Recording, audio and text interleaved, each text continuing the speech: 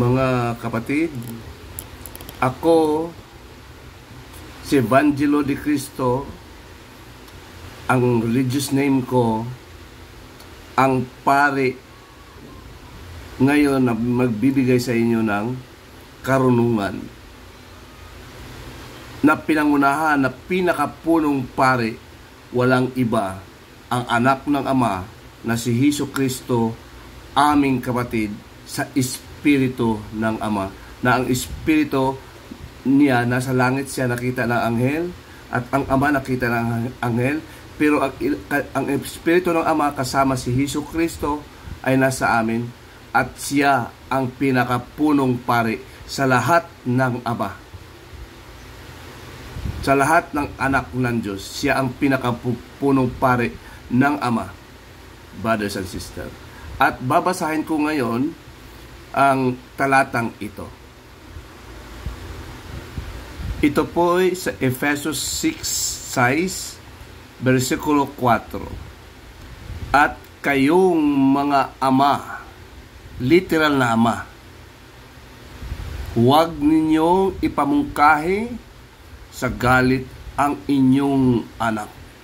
Sa galit ng inyong anak at sa galit ng ama, laban sa Ama na makapangyarihan sa lahat.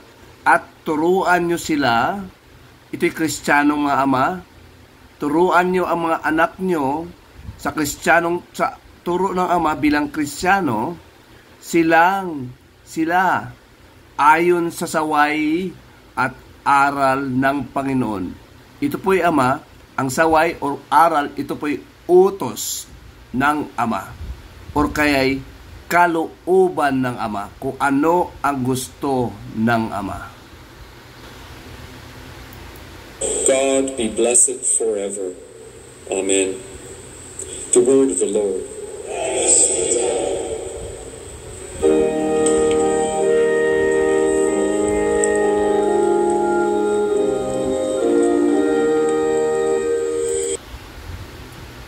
Ang kabutihang gawa ng Ama at gawa ng anak ay sunga sa inyo, mga kapatid.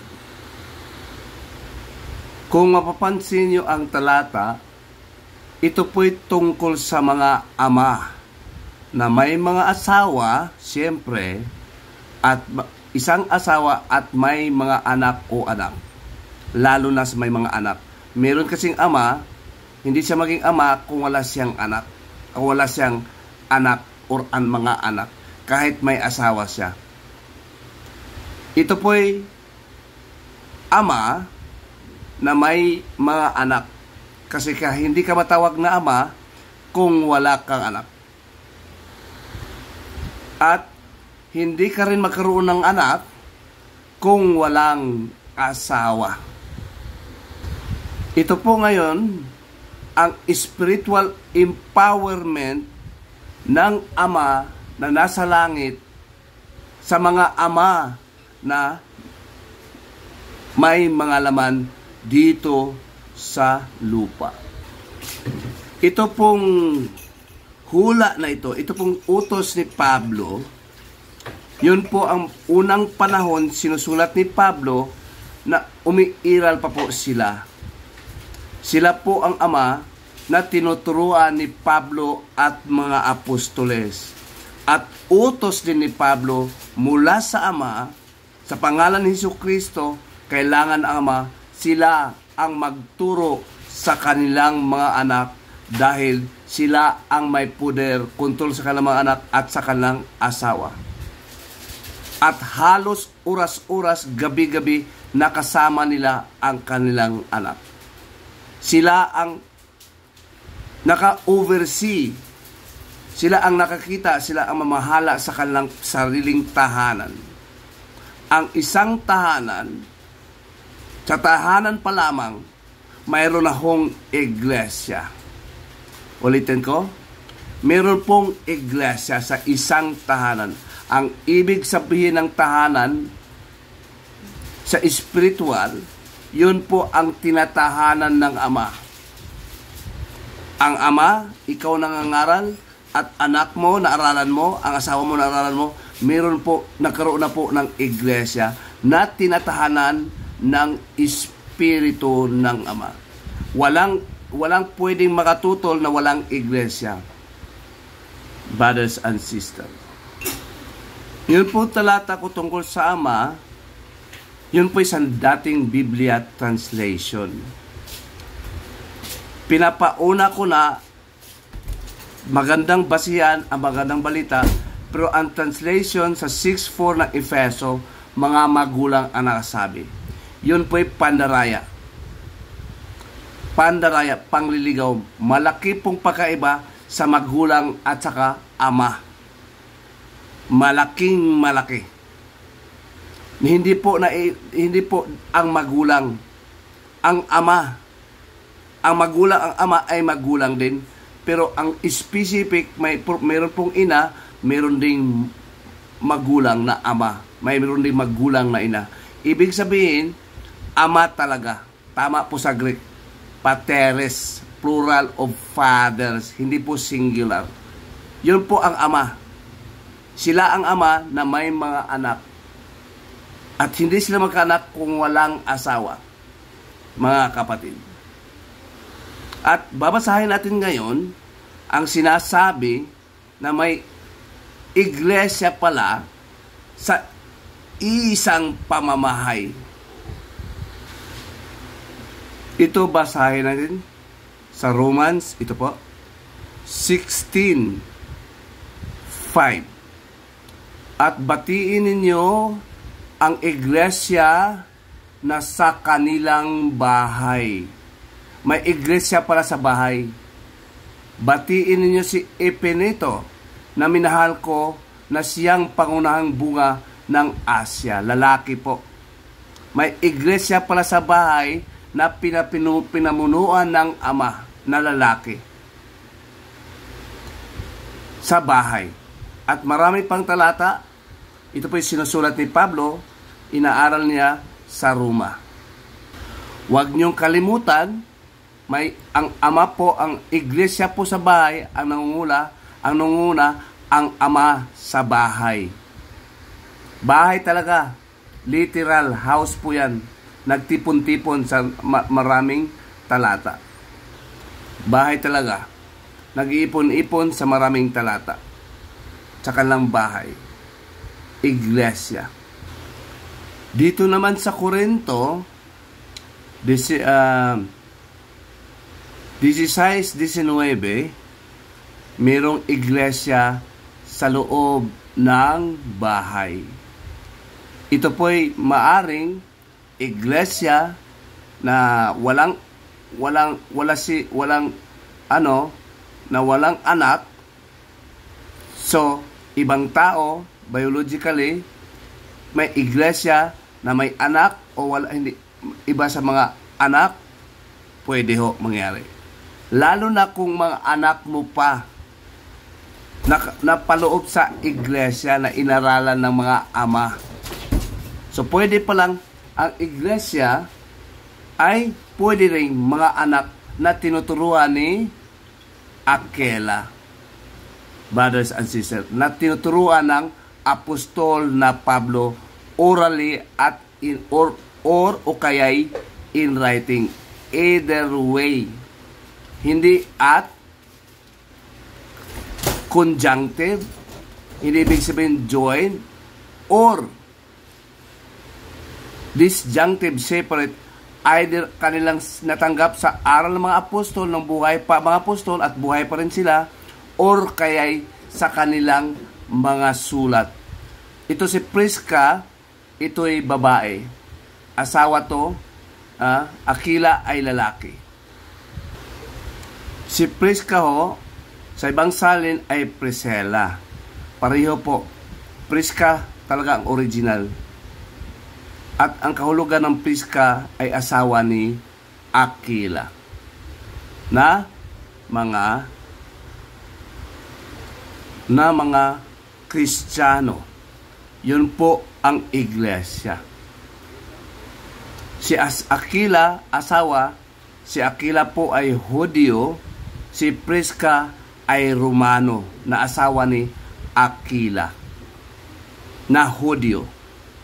At ang kanilang mga anak, pati na iglesia sa kanilang bahay o mga kapatiran, lalo na kung mga anak nila na mayroon ng sapat ng edad para mapaniwalaan at humihingi sa Diyos ng Espiritu Santo at makapanampalataya na hindi kayang magawa ng mga anak na mga sanggol, brothers and sisters. Lalo na ang magbautismo ay wala palang anak, wala palang asawa. Nagkukunyaring ama-amahan, naliligaw na po ang Pilipino.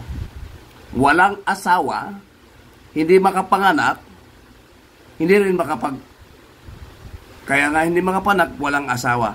At may espiritu, ang espiritu rin niya ay hindi makapanganak. At sa Colosas 4 verse 15, batiin niyo mga kapatid ang nasa Laodicea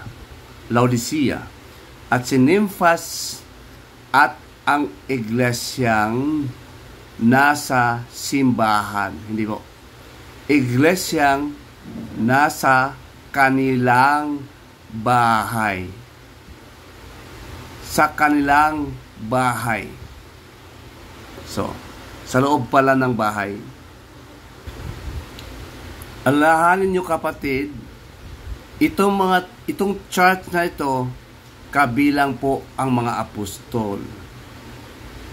At itong nasa bahay, kabilang sa church, kabilang sa loob ng isang church na pinangaluhan ng mga apostol during their times, especially Apostle Paul sa Hintil at iba pa mga apostoles nakasama ni Paul, lalong-lalo na sa Israel. Ang focus natin yung bahay. Sa loob ng bahay, especially mga anak mo na malaki na, nakaunawa na, humingi sa Ama ng Espiritu Santo at binigay ni Jesucristo, dahil si Kristo lang tagapagbigay, sa pangalan lang niya maibigay ang Espiritu ng Ama. Puro po banal. Banal ang Ama, banal ang Espiritu, banal din si Jesucristo. Wala sila parehong kasalanan. Kaya si Jesucristo lang ang perpekto na anak na ama ng Ama na magpagbigay ng Espiritu Santo. Ang Espiritu Santo banal na Espiritu, banal ang Ama, banal ang Anak. At ano ang mga nalalagay sa atin? Tayo ay pinapatawag sa dugo ni Kristo. Mayroon pala ding mga banal na Ama sa isang tahanan. Sa maraming tahanan, pwede pala makaroon ng mga banal na Ama. Kahit sila'y makasalanan, sila ang mga banal na Ama na makasalanan, pero pinatawad ng dugo ni Kristo at pinanahanan ng Espiritu ng Ama na hindi makikita at hindi madinig ng mga anghel. Ang Ama sa langit, madinig at makita ng mga anghel. Si Kristo sa langit, nakaupo sa kanan ng Ama, madinig at makita ng anghel. Nanahan din ang Espiritu ni Kristo na hindi makikita ng anghel, lalo na sa ating mga puso, sa ating katawan. Lalo na kung siguro kung anak mo, asawa mo kasali na, marami pala kayong pagkaharian. Yun po tinatawag na iglesia. Sa iyong bahay. May iglesia pala sa bahay, hindi lang sa simbahan ang iglesia. Hindi lang doon kung saan ka nag-iipon, na iba-ibang hindi biological anak mo at hindi rin asawa mo. Hindi lang yun. Ang iglesia, unang-una, may iglesia. At yun nga ang tatay, ang nanay, at mga anak. Brothers and sisters. Sa Hebreo 3, versikulo 1. Kaya banal na mga kapatid, yung kapatid banal, kung ikaw ama, pwede ka rin banal na ama. Lalo na. Banal na kapatid, may bahagi sa pagtawag sa kalangitan. Inyong isipin ang apostol at dakilang saserdote na ating kinikilala, si Jesus. Saserdote, ibig sabihin pare, at dakilang pare, si Hesus Kristo. Sulat ho rin ni Pablo na Israelita. Sa unang Pedro 2, versikulo 5. Kayo rin naman, sa 4 pala, umpisa tayo sa 4. Na kayo'y magsilapit sa Kanya na isang batong buhay na sa katotohanay itinatakwil ng mga tao datapwat sa Diyos sa Ama ay hinirang mahalaga, napaka-importante, pinipili ng Diyos si Kristo. Kayo rin naman pinipili ng Diyos. Kayo rin naman, hindi po period, kama, sa mahalaga, hinirang na mahalaga, kama. Sa 5, kayo rin naman, na gaya ng bato, tulad pala tayo rin ni Kristo na bato, na buhay, ay nakatayo sa bahay, nino? Ni Kristo, sa Espiritu, na ukol sa Espiritu. Upang, bakit tayo nakatayo sa bahay? Upang maging lahat ng nasa iglesia na spiritual na bahay, may bato pala. Doon po tayo din, sinasabi pa ni Pedro na apostol. Mga kapatid, apostol, kailangan mong sundin ang mga utos ng mga apostol. 2 Peter 3 verse 1 to 2. Ito ang susulat ni Pedro. Kayo rin naman, nagaya ng mga bato, nagaya pala tayo ng bato. Tayo rin pala mga Kristiyano, mga bato, maliban kay Pedro na nakaunawa na pagkatapos ni Hesus Kristo, nagsasabi sa Matthew 16 verse 16 to 19. Tayo'y itinatayo ni Kristo sa bato, kasama si Pedro na apostol at iba pang mga apostol, at tayo din pala. Sabi ni Pedro, alalahanin ang mga sinusulat ng mga propeta at mga utos ng mga plural, mga apostol. Huwag mo na pong basihan ang sinusulat ni Apostol Mateo. Ano nang nangyari? Hindi na susunod si Pedro. Apostol din ho si Pedro. Unfair po pag hindi mo paniwalaan na kanyang sinusulat. Na ngayon sinusulat niya ito nung natanggap ang Espiritu ng Ama sa pamagitan ng Kristo nung umakyat si Kristo sa langit. Na kayo'y magsilapit sa Kanya na isang bato na sa katotohanan ay itinakwil ng mga tao. Datapwat sa Diyos na hirang at mahalaga, kayo rin naman, mga Kristiyano, mga apostol at mga naniniwala sa mga apostol na Kristiyano, naggaya rin ng batong buhay. Ibig sabihin, pinagaya. Gaya rin tayo ng batong buhay ay similar, ibig sabihin sa English similar, ay natatayong bahay na ukol sa Espiritu upang maging pagkasaserdote na banal. So, holy priest, ang sacerdote again, pare. Mga paring mga banal. So, sino pala ang nasa iglesia, maliban kay Kristo na punong pare, pinakadakilang pare, mga pare pa. Tayo din ay maging pagkasaserdoteng banal. Upang, ano pala ang pare? Upang maghandog, ayun pala ang trabaho ng pare, maghandog na haing material, pagkain, mga bigay sa mga politiko. Hindi pala. maging hain. Tayo, pag nakakristo na tayo, maging pari tayo katulad ng punong saserdote. Siya po'y inahain. Siya po ang Lamb of God. Siya po'y kordero ng Ama. Upang maghandog ng mga hain ukol sa Espiritu. Yun. Yun pala ang gagawin ng mga pari na ito. Maghandog ng ukol sa Espiritu. Na nakakalugod sa Ama. Yun pala nakakalugod doon sa Ama. Sa pamagitan ni Jesucristo. Hindi pala tayo makapaghain kung wala si Kristo sa ating buhay. Wala pala. Kailangan si Kristo ay mabuhay sa atin spiritually, at nandyan nga siya sa atin bilang mga Kristiyano, at siya po ang pinakapuno sa Kristiyano. Nakakulugod sa Diyos pamagitan ni Jesucristo. Kaya si Kristo ay punong pari. Ang mga nasa kay Kristo ay mga pari din pala. Pero si Kristo ay puno, nakataas na pari sa Espiritu, at tayo din ay mga pari.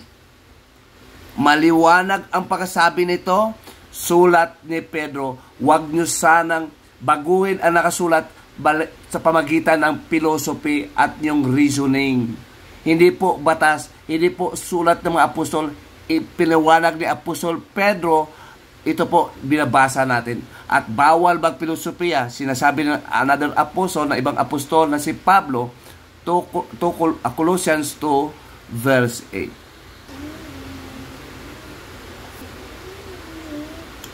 Mga kapatid, alam nyo ba ang ibig sabihin ng hain? Para sa Diyos lang tayo, kapatid. Nakalaan ang buhay natin para sa ating Ama talaga. Si Kristo, inalaan ang buhay para sa kanyang Ama. Tayo rin ay inaanyahan ni Kristo na sa Kanya, nabubuhay kay Kristo. Tayo kasama si Kristo, mag-aalay ng ating buhay para sa Ama. At ito po'y kalugod-lugod sa Ama. Nabasa na natin. Ang ibig sabihin, ialay natin na ang Ama lang ang masusunod sa ating buhay. Siya ang susundin natin, hindi ang ating sariling kagustuhan. At may free will tayo, susundin natin, pipiliin natin ang gusto ng Ama. Yun po ang kautusan ng ating Ama na sinusunod din ni Jesucristo at susundin din natin. Yun po ang dakilang alay na kalugod-lugod sa Diyos. At lahat ng mga lalaking Kristiyano ay mga pari. Hindi mo na kailangan mag-seminary. Hindi mo na kailangan magpunta sa church magisterium. Maniwala ka lang sa kalooban ng Ama na sinusunod ni Kristo at sinusunod ng mga Kristiyano, lalo na mga Kristiyano na totoo. Sa Espiritu, mga kapatid. At paano pasundin ang Ama? Sa kanyang kalooban. At mismo ang Espiritu rin ng Ama ang nabubuhay sa atin, at natanggap natin ito sa pamagitan ng mga sulat at mga utos na isinusulat ng mga apostol. Na bago nila isinusulat, na paloob sa covenant na ilagay ng Diyos sa kanilang mga puso at isipan. Jeremiah 31 verse chapter up to verse 34. Hebreo 8 versikulo 8 hanggang 13. Pinaliwanag ni Pablo. Sa Juan 1 versikulo 29, sinasabi ni Juan John the Baptist, na sinusulat ni John the Apostle. Sinasabi ni John the Baptist, kinabukasan ay nakita ko si Jesus na lumapit sa akin, at narito ang kordero ng Diyos Bago pamatay si Kristo, hinulaan, nakita na ni John the Baptist. At tinawag ni John the Baptist ang Lamb, si Kristo na Lamb or Kordero ng Diyos. Lamb of God. Ibig sabihin ng Lamb, yun po ay sheep, karnero, Kordero ng Diyos or karnero. O the sheep na alay para sa Diyos, na nag-alis ng kasalanan sa sanlibutan. Yun po ang tungkulin ni Kristo, sumusunod sa Ama, at gusto ng Ama, utos ng Ama, na siya ay ialay. Ayon sa kalooban ni Kristo, si Kristo ay hindi pinilit, talagang sumusunod si Kristo. Kahit na nagsasuffer si Kristo, at nagtitiis si Kristo at namatay sa krus. Yun po ang utos para sa Kanya, na isa sa mga utos na para sa Kanya, na Kanyang sinusunod, alang-ala at inaalay niya ang Kanyang sarili sa pagsunod sa kautusan at sa kagustuhan ng Ama. Ganon din sa atin, mayroon tayong mga utos applicable sa mga asawa, mga anak, at mga ama na ating susundin. Ang Ama ay siyang magturo sa tahanan, lalo na ngayon wala ng apostol. At ang apostol meron ho ngayon, at mga propeta meron ho ngayon, sa pamagitan lamang ng kanilang sinusulat na ating mababasa ngayon. After makumpile ng Ama ang kanyang aklat na hinulaan na maging kumpleto, yun po yung nagkalat-kalat at maikumpile, maiipon ng Ama sa pamagitan ng sinusugo niya, walang iba, ang Espiritu na kumakasangkapan ng tao dito sa mundo. At pati ngayon sa Pilipinas, meron na tayo para sa Waray at ibang lahi, Bicol at ibang lahi, Bisaya. At iba pang lingwaheng local dialect. At sa lahat ng mga bansa at kanya-kanyang local dialect. Sa magitan ng International Bible Society na tinatawag ngayon ay Biblika, isang salita na lang. Kaya rin tayo, mga tupa din tayo.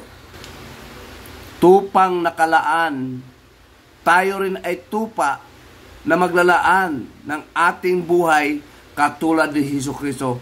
Ay lalaan natin ang buhay sa pagsunod sa Ama na nasa langit. Kapatid, tulad ng pagsunod ni Kristo sa utos na nasa Kanya, tayo rin ay susunod sa Ama katulad ni Kristo na dakilang pari. Tayo rin ay maging pari at talagang tayo ay pari na sumusunod sa dakilang pari. Yun po ang Kristyanismo. Tayo ngayon ay Ama. Si Kristo ay hindi Ama. Ipapaliwanag ko sa susunod na chapter, sa susunod sa next discussion. Ang buhay natin, kapatid, ang buhay natin, nabubuhay tayo kay Kristo at si Kristo'y nabubuhay sa Ama. Kung namatay si Kristo at yun po, namatay tayo kay Kristo at nabuhay kay Kristo, ibig sabihin ang pagkatupa ni Kristo, yun po tayo. Nasabay tayo ni Kristo at yung natanggap ni Kristo na kautusan, nadamay po tayo. Hanggang nabuhay si Kristo ngayon, tayo po ay nabubuhay na kay Kristo. Kasama ang Espiritu ng Diyos na nagtuturo kay Kristo sa atin. Tayong mga ama ngayon ay ginagamit ng Ama para sa pagpalaganap ng katuruan. Ang puwersa ng Ama, tayo po ang mga ama nakakalaban sa demonyo na sinasabi ko na sa ibang paksa sa Genesis 3 verse 1 to 6 to 15. Kaaway ng mga demonyo ang mga anak ng babaeng si Eva. Tayo po, sasabahan tayo ng Diyos, makikibaka sa demonyo na gumugulo ng pamilya ni Adan at Eva. Gumugulo ng kanilang pagsasama. Sila tinatawag ng Diyos na kakalatan ang buong lupa sa kanilang lahi. Pero natukso sila dahil kay Satanas. ang buwisit na anghel, na masamang anghel na tumukso kay Adan, kay Eva. Si Eva ang tumukso kay Adan. At marami ng anghel ngayon, mga demonyo, na nukso sa lahat ng pamilya.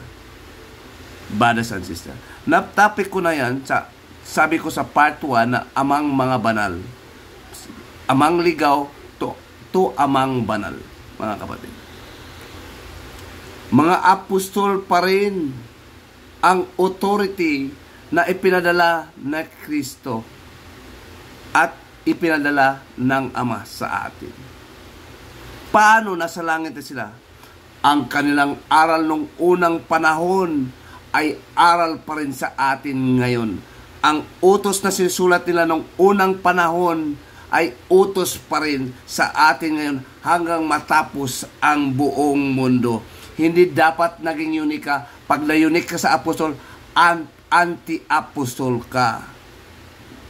Kung na-unique, iba ka kay Kristo, anti-Christ ka. Kung iba kasi sasabi ng Ama sa mga apostol na sinusulat ng apostol ang kanyang mga utos, anti-Ama ka. Sa demonyo ka, for short. Nakikinig ka sa utos ng demonyo, nakikinig ka sa kalooban ng demonyo, sa desire, sa lust ng demonyo, sa kanyang utos, sa kanyang gusto, hindi ka nakikinig sa Ama na isinusulat ang kanyang utos. Sinong sumusulat? Sa apostol, mga apostol lang po. Wala kang mababasa na kailangan mo makinig sa propeta at mga ebanghelista na mga utos. Walang utos ang ebanghelista at mga propeta. Galing lang sa apostol na sinusulat ng Ama sa kanilang puso sa pamagitan ng Espiritu Santo. Yun po ang tinatawag ng New Testament. Covenant.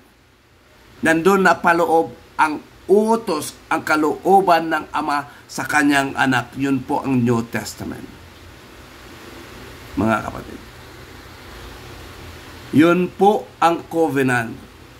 Pareho si Jeremias at saka si apostoles na si Pablo ang paliwanag. Yung covenant naglalaman ng utos ng Ama. Bagong covenant na naglalaman ng bagong utos ng Ama na iba sa Old Covenant at ibang mga utos. Alalahanin niyo kapatid, walang ibang utos ang Ama maliban sa covenant. Hindi mo mahanap ang utos na Ama na ginugusto ng Ama maliban sa covenant, sa testament. At alam natin, ang New Testament at Old Testament, ang Old Testament sinusulat ni Moises. Siya lang ang sumusulat ng Old Testament na mga utos ng Ama na lahat ng mga propeta sumusunod kay Moises. Pati si Kristo nung unang panahon sumusunod kay Moises. Lahat ng mga apostol sumusunod kay Moises. Pagdating sa New Testament, nangaral si Kristo na ilalim sa Old Testament. Ilalim sa lumang tipan. At siya ang nangangaral ng lumang tipan kasama na ang mga apostol na sumusulat na sila'y kasangkapan ng Diyos para maisatupad ang kanyang plano na bibigyan sa kanyang puso at saka isipan ang covenant na naglaman ng mga kalooban at utos ng Ama. Si Moses po, kapatid, siya po'y pari na iba kay Aaron. Siya po ang unang pari na nagkaroon ng Old Testament sa Israel. Siya ang pinakaunang pari sa Old Testament, nagbibigay ng Old Testament. Na siya ang mismong gumagamit ng dugo at tubig at dugo ng hayop at tubig para magbigay ng blessing sa New Testament. Ganun din si Kristo namatay sa kanyang sariling dugo at sa kanyang katawan na lumabas ang tubig. Hindi lang ang dugo, pati ang tubig nang siya'y tusukin ng mga sundalo. Juan 19:34 verse 34, mahalaga. Gayon may pinaglagpasan ang kanyang tagiliran ng isang sibat ng isa sa mga kawal, at pagdakay lumagbas ang dugo at tubig. Hindi lang dugo, pati tubig, katulad ni Moises na ginagamit sa pag ng Old Testament. Winiksikan ni Moses ang pagkaroon ng New Testament, ang palibot-libot, pati ang aklat ng tubig at dugo ng hayop.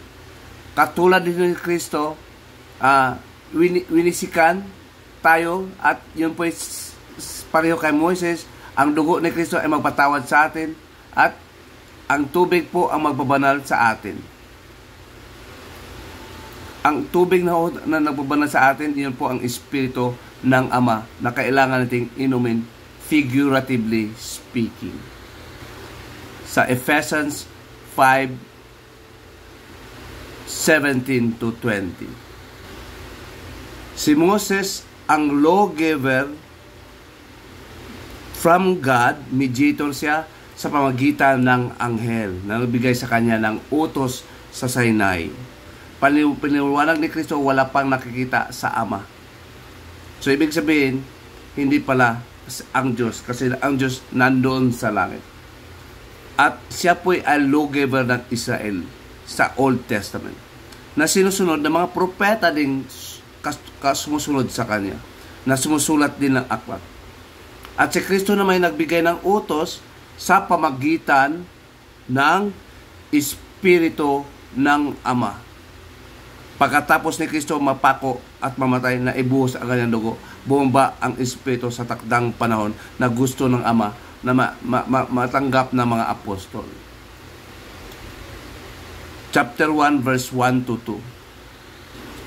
Si Moses po ay Levita from the Levitical priesthood.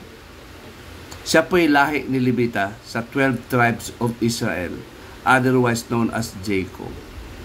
Lahat ng mga pari, mga Hudyo, hindi Romano, Levitical priest sa Old Testament. Kapatid.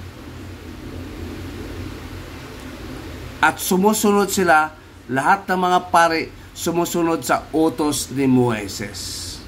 Walang pari na hindi sumusunod sa utos ni Moses. Ang kasunod, ang kanyang kapatid na si Aaron.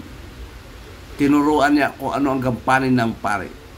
Pero ang nagbibigay ng testamento, yung pari na si Moses. Pari siya, at the same time, siya po ang lawgiver ng testament na pinanulaan ng pari at mga propeta ng Israel. Hindi ibig sabihin pari, propeta kanyang kasunod. Si Moses lang ho, propeta, pari, at tagapagbigay ng utos. Lahat ng pari, hindi propeta, sumusunod sa utos ni Moses. Lahat ng propeta, sumusunod sa utos ni Moses.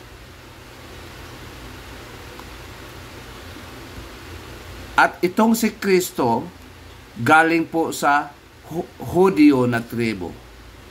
Kapareho ni David. Galing sa angkan ni David.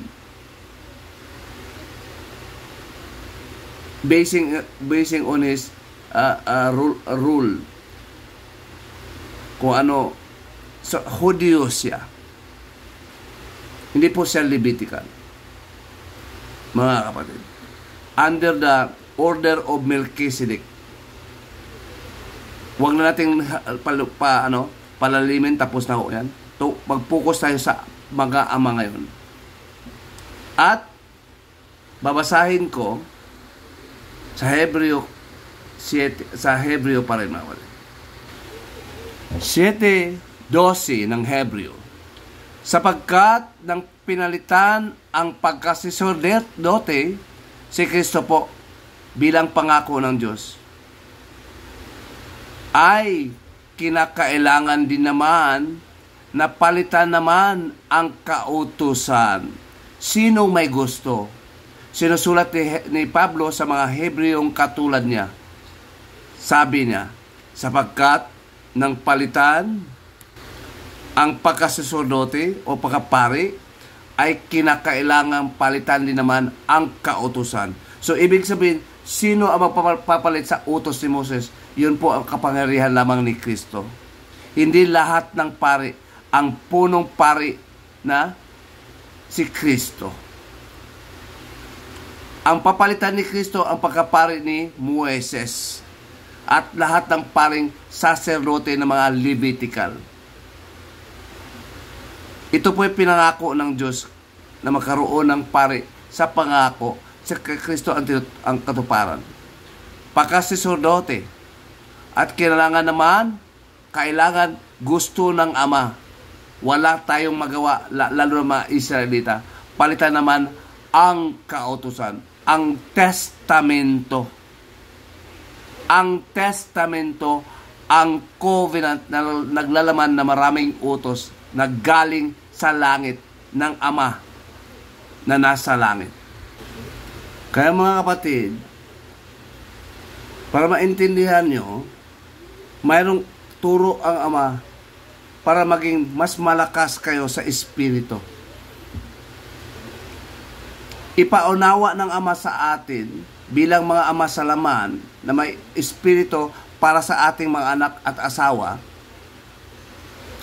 na base sa nakasulat, meron pong sinasabi sa Jeremias 31 verse 31 to 34. Ito po'y mahalaga sa lahat sa ating paksa ngayon para magabayan kayo kung ano ba ang ibig sabihin ng covenant at para kanino ang covenant na nalalaman ng utos ng Ama. 31. Narito ang mga araw ay dumarating sa sabi ng Ama na ako'y makipagtipan ng panibago mula sa luma. May luma kasing tipan ang mga Israelita. Israelita pa rin ang kinausap. Bagong tipan para sa mga Israelita din. Sa sambahayan ni Israel at sambahayan ni Juda. Kasi dalawang kingdom kasi naghati na. Israel at sambahayan ni Juda. Kasama ang tribo ni Benjamin kay Juda. At the rest are Israel in the sambahayan of Israel. Pero silang lahat ay Israelita. Hindi ayon sa tipan sa Israel na ipinagkatipan ko sa kanila mga magulang. Itong magulang na ito, meron pong critical. Mali po to. Kahit sa dating Biblia, mali po. Kailangan natin magbasa ng English. Sa Greek po, brothers and sisters, iba po, aw po sa Greek. WB. Aw. Iba sa ancestor, mga kapatid. Iba sa ancestor. Basahin mo natin bago tayo pupunta doon. Sa araw na aking kinukuha sila sa pamagitan ng kamay upang ilabas sila sa lupain ng Ehipto. Kanila silang sinagaman. At bagaman ako'y asawa nila, so ibig sabihin na Panginoon, asawa pula. So ibig sabihin, mga lalaki. Ang Ama ay lalaki. Ito ay figurative. Kundi, itong tipan na aking ipagkatipan sa sambahayan ng Israel, Israel po ay lalaki. Puro lalaki ang sambahayan ng Israel. Lahat ng mga tribo ng Israel, mga anak ni Israel, wala pong babae. Puro po lalaki. Puro lalaki. Tandaan nyo. Lalaki. Lahat ng mga pari, puro lalaki. Walang babae. Ito ngayon, lalo na sa Levitical priesthood, walang babae na pari. Isa sa mga lahi ni Israel. Aking itala ang aking kautusan, yun pala ang covenant, sa kanilang kalooban. Ito'y bagong tipan. Yung New Testament ngayon or New Covenant. At aking isusulat. Sinong susulat? Si Kristo ba? Ang Ama sa pamagitan ni Hesus Kristo. Sa kanilang puso. Kalooban. Sa ating puso, yun po ang kalooban. At ako'y maging kanilang Diyos at sila'y aking Ama. Pag ito ngayon, nasa iyo ng puso, sa iyong kalooban, ang kautusan na Ama, ano ngayon ang kalooban mo? Ano ngayon ang gusto mo? Di ba yun din ang gusto ng iyong Ama? At ako'y maging kanilang Diyos at sila'y maging aking bayan. Ibig sabihin ng bayan, mga tao, mga lingkod, anak ng Ama. At hindi na magtuturo ang bawat isa sa kaniyang kapwa, bawat tao. Ibig sabihin kasi nito, men, lalaki horon sa English. Bawat tao'y makapagsabi sa iyong kakilalanin ang iyong Panginoon sapagkat makilala nila ang nilang lahat ng mga anak na lalaki mula sa kalitliitan, sa kahirapan, sa mayaman, sa politiko bilang ordinary hanggang maging hari, sa kadikalaan hanggang sa kadikalaan ang sabi sa kanila, sabi ng Panginoon, sapagkat aking ipatawad sa ang kanilang mga kasalanan o kasamaan at kanilang kasalanan ay hindi ko na alalahanin pa sa pamagitan ni Kristo na ibubuhos sa kanyang covenant, the blood of the New Testament. Sa English natin babasahin, kapatid, kasi malabo eh. Behold, the days come, saith the Lord, that I will make new covenant with the house of Israel. So Israel, ibig sabihin tribo. Lahat ng tribo ng Israel, puro mga lalaki. 12 tribes of Israel. Yun po ang mga anak ni Israel or Jacob. With the house of Judah. Ito po kasali si Huda at saka si Benjamin. Not according to the covenant that I made with their fathers. Fathers. Base sa Greek, sa Hebrew word, sa original, sa word na ab or pronounced as A-W-B, O, kapatid. So, ito yung lalaki, fathers, marami, plural. Not according to the covenant I made with their fathers. Hindi po ancestor. Ang ancestor kasi sa 26:45 ng Leviticus, yun po yung nangahulugan na risyon, base sa risyon. Ito po ay sa Hebrew word ay base sa ab, ama, ab. Ang risyon ay iba po sa ab. Ang katumbas ng ab ay father. Sa plural, fathers. Ang risyon, katumbas ay ancestor. Mga ancestor, mga ninuno. In the day that I took the angels, the land of Israel, with the covenant I break. I was as a husband to them.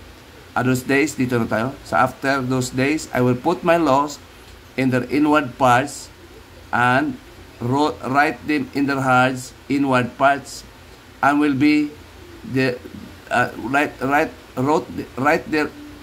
inward parts and write it in their hearts. Inward parts, hindi externally. I will be their God and they shall be my people. Pinapaliwanag din ni Apostol Pablo yan sa 8:8 ng Hebreo up to 13. At yung katuparan ho niyan, mga Israelita po ang makatanggap ng mga utos. Walang iba, mga lalaki. Mga lalaki.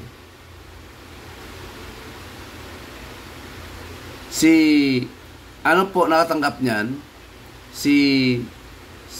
Mga apostol. Sila po ang nakatanggap niyan. Wala po sa mga apostol na babae, wala pong apostola. Bago nila isisulat, galing muna sa kanilang puso. at galing sa kanilang isip. Yun ang pagkaiba ng Old Testament.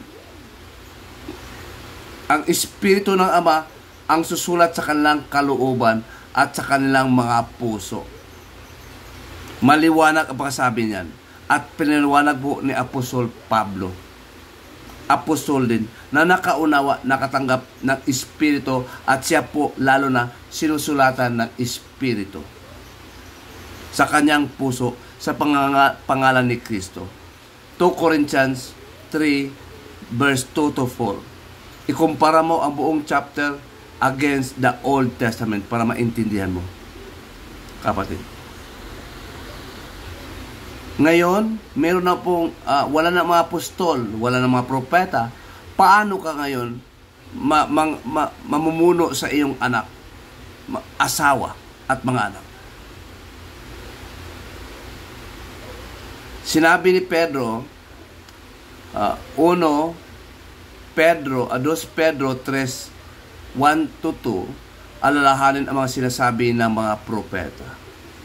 At utos na ng apostol ni Pedro, lalo na sa mga utos ng mga apostol. At isa sa mga utos, alalahanin ang mga sinasabi ng propeta. Kasi ang utos ng propeta binigay lang po ng mga anghel. Sinasabi sa Gawa 7, versikulo 53. At wala sa Espiritu ng Diyos at Espiritu ng Kristo ay sumusunod sa mga nilalang na anghel. Nilalang lang po din ang anghel. Ang Ama walang sinusunod kahit sino. Kaya ang utos ibinigay ng kanya mismong Espiritu sa pamagitan ng kanyang anak na banal, walang kasalanan din, katulad niya at katulad ng Espiritu Santo.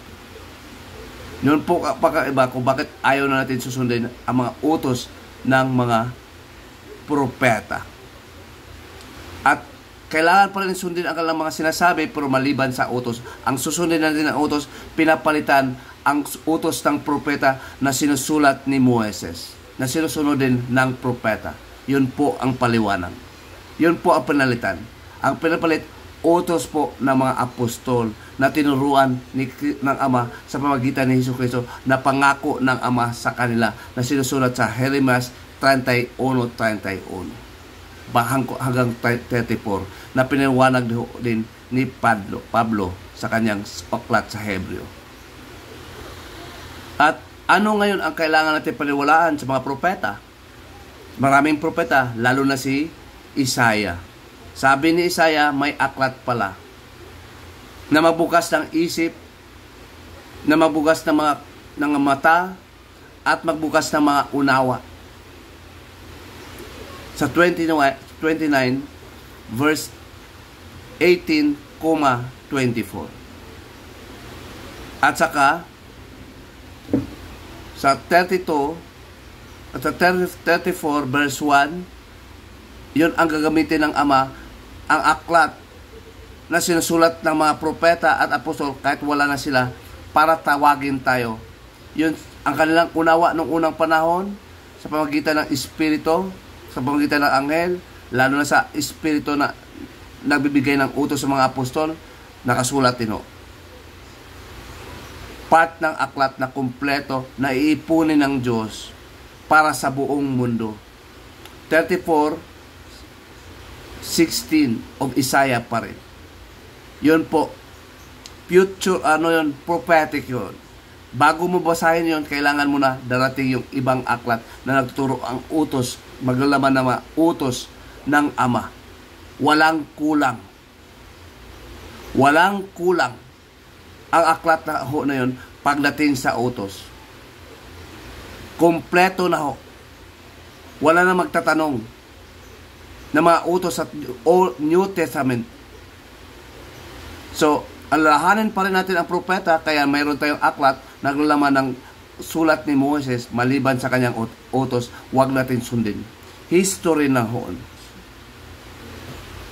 Susundin natin ang utos ni Kristo na binibigay sa apostol. Siya po ang nagbigay ng utos indirectly, directly from the Father. Sa kanyang pangalan na ibigay ang utos. ang utos ng Ama. Kaya nanalangin tayo, Ama namin nasa langit, bla bla bla, your will be done. Ang utos, ang kalooban mo ay masusunod. Matthew 6:9 hanggang patuloy. Ang New Testament na natanggap na ng 1st century AD na hinulaan ni Jeremias bago pa dumating si Jesucristo, natanggap, kompleto na ho yun. At tinatawag na Everlasting Testament. Sa 1st century AD, tinatawag na Everlasting Testament. Na mabasa sa Hebreo 13, verse 20 to 21. Kailangan mo lang talaga sundin lahat ng gawain mo. Pag na-applicable sa'yo, sa asawa mo, nandun na ho lahat.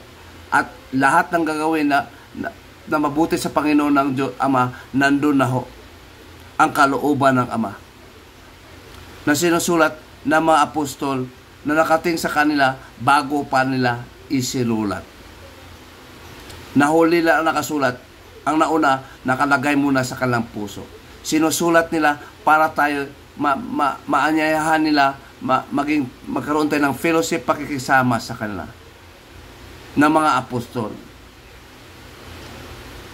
Unang Juan, chapter 1, verse 1 to 5. Mga kapatid, at ibig sabihin, kumpleto na ho. Si Juan sumusulat din para sa mga anak, para sa mga ama, especially, secondary lang sa mga anak. Isinusulat ni Juan ho yan, mga kapatid. Unang Juan 2:12 hanggang 14. Sumulat ako sa inyo, mga anak, sapagkat ipinatawan na ang inyong mga kasalanan alang-alang sa inyong kanyang pangalan. Pinapatawad na ho. Ito po ay kasali sa covenant na sinasabi ni Jeremias. Mga anak, ibig sabihin, mga magulang, at pati mga binata. Mga ama, mga ina, at pati binata. Pero itong 13, mas specific. Sumulat ako sa inyo, mga ama, sapagkat kilala ninyo siya, ang Ama na nasa langit. Nasa simula pa'y siya na nga. Sumulat ako sa inyo, mga kabataan, anak ng Ama, sapagkat natungkapayan nyo ang masama. Sumulat kayo, mga anak, sapagkat kilala ninyo ako sa inyo, mga anak, sapagkat kilala ninyo ang Ama. Sumulat ako sa inyo, Ama, sapagkat kilala ninyo rin siya, na simula pa'y siya na. Sumulat ako sa inyo, mga kabataan, sapagkat malakas kayo, manatili kayong matatag sa salita ng Diyos, Ama at mga kabataan, at magtagumpay. Mga ama, plural. Ha? Mga ama. Itong mga ama nito, may mga anak. Hindi ibig sabihin ito na walang anak, walang asawa. Ito ang ama na may mga asawa at mga anak. Gusto ko lang i-highlight ang ama. Wala po dito sinasabing mga mother. Wala. Mga lalaking mga ama at mga binatang mga ama na maging ama, mga lalaki na maging ama balang araw. Ito ang paksa, ito ang mga katotohanan na may kilalaman sa ating paksa sa Ephesians 6 verse 4. Mga ama na may asawa, turuan niyo ang iyong anak sa aral o utos ng Panginoon. Ang ama, ang asawa, ang mga anak, pareho ang utos. Pareho ang covenant na kanilang sinusunod. Ang utos ng ama na paloob lang po sa covenant. Sa New Testament, sa bagong tipan, hindi magkakaiba. Otherwise, hindi sila makakasundo, mag-away. Mabubuisit sila sa panukso ng demonyo. Magtutulungan ang ama talaga ang mga ngaral. Hindi nabanggit doon ang ina. Sa mga kabataan, hindi nabanggit doon ang mga mismong ama, mga babae. Kailangan talaga lalaki ang magturo sa mga kanyang sambahayanan. Kasama ang asawa. Ang asawa ay manahimik lang, ang ama ang mangangaral. Pagdating sa spiritual guidance. Unang Korinto 14:35 to 37 to 39, kapatid. Ngayon, ganun lang siguro, kapatid. Tapos na ba tayo? Tapos na ba tayo? Hindi pa. Ini-establish ko lang, maraming sitas, gumagamit lang ako ng pinaka-importanting sitas na maipagtibay ang mga ama na may asawa at may mga anak. May anak o mga anak. Tayong mga ama, tinutukoy ko ang ama na may asawa at may mga anak, ay inaatasan ng Diyos para mangaral. Kasama ang ama, ang espiritu ng ama at espiritu ni Kristo. Na gumagamit ng aklat ng ama na mabasa sa Isaiah 34:16, word for word. Hindi nagkukulang. Para masunod ang ama, lahat ng batas ng ama nakasulat na, lalo na ang New Testament. Ang sinasabi ni Moses sa Old Testament, nakasulat sa Hebreo, hindi sa Aramaic. Ang New Testament ngayon, para sa buong mundo, itong Hebreo na Testament para lang sa Israel. Ang New Testament, nakasulat sa Greek. Bakit? Hindi lang para sa Hebreo. Noong unang panahon, ang mundo, lahat sa Middle East, nagsasalita sa Griego. Na naintindihan sa Israel sa labas at sa kaloob. Sa lahat ng nasa Middle East. Yon ang naintindihan ng mga Israelita noong unang panahon. Sa loob at labas ng Israel. Sila po'y sakop sa emperor ng mga Griego, at yun po ang intellectual during that time. Sa panahon ngayon, ang katumbas ay English. Lingua franca na intindihan ng mga Pilipino. Para lahat ng mga bayan magkaintindihan. Lalo na. Ulitin ko, napakahalaga masunod ang ama. Napakahalaga. Malalaman mo kung anong tunay na anak ng ama, anong tunay na iglesia. Si Kristo mo mismo ang nagsasabi. Panahon na, kapatid, na sasabihin ko sa iyo ang revelation. May mga ama ngayon na sa likas na kalagayan, sa spiritual at saka physical na kalagayan, ay hindi mangyaring ama. Bakit? Wala silang anak. Physically at spiritually, wala silang anak. Ang ama lang sa langit nagkaroon ng anak na mga espiritu. Sa 12, sa 12:9 ng Hebreo.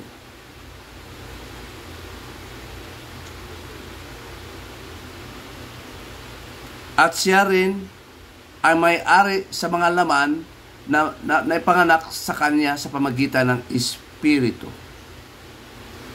Isa lang ang nanganak ng Espiritu na may-ari ng laman. Naging born of God again from being born of woman. 3:5 patuloy ng Juan. At saka 1 Corinto 6 verse 19 to 21. At ang espiritu at ang laman ay sa Diyos na bilang templo ng kanyang espiritu. At ito ngayon, sasabihin ko na, may mga pare na hindi Levitical. Nag-aral pa sa seminaryo.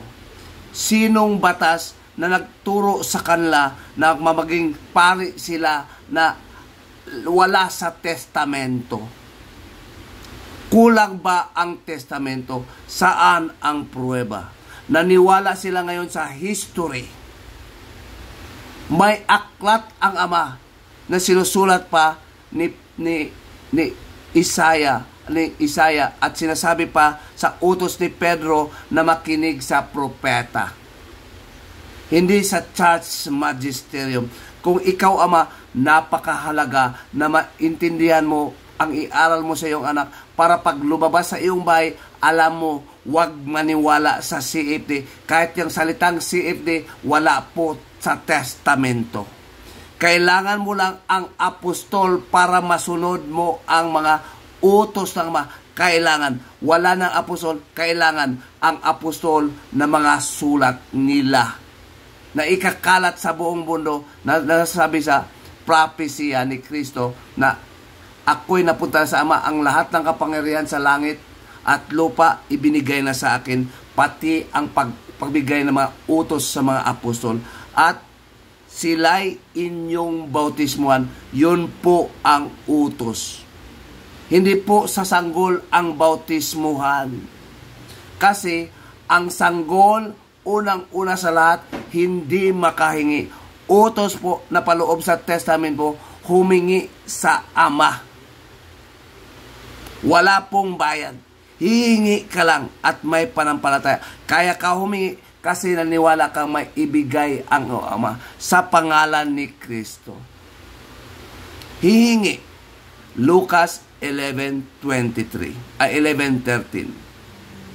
Sa pangalan ni Kristo, 14 John 13:2-17. Brothers and sisters. At yun ay magkakaroon ka ng espiritong mananahan sa iyo. Magkakaroon ka ng turo ng espiritu. At yun ang magkakaroon ka ng bautismo sa espiritu na si Kristo ang magbibigay. Bautismo sa espiritu ng Ama na si Kristo ang magbibigay. Mateo 3:11. Brothers and sisters. Ganun ang dapat ng mga Ama, maunawaan nyo para maproteksyonan kayo sa mga tukso ng demonyo. Kumakasangkapan po ang demonyo ng mga taong katulad ng demonyo na mabait pero masama talaga. Mabait sila, masama talaga. Kaya tinatawag na hypocrite. Tinuturuan sila ng utos ng demonyo. Kalabanan ang testamento na binigay ni Kristo sa atin. Yun ang gawa ng demonyo kahit ipinapako pa si Cruz. At pinipaghati pa ang mga apostol.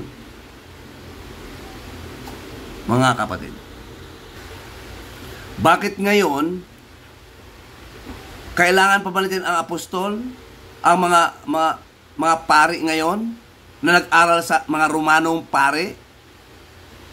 Kailangan ba ng Roma?